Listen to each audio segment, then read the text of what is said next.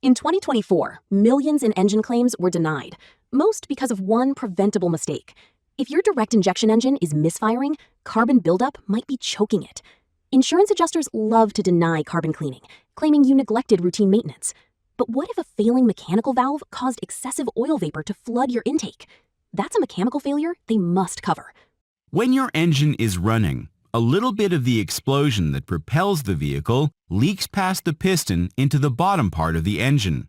Allowing this gas to mix with the engine oil would cause the oil to deteriorate very quickly. So all engines have a system that sucks some fresh air into the bottom of the engine and then sucks the contaminated air out so that it can be burned in the engine.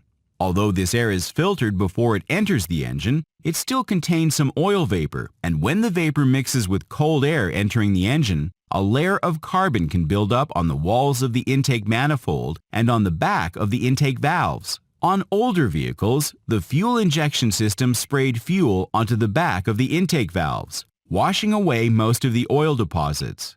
But many newer engines use direct injection systems that spray the fuel directly into the combustion chamber.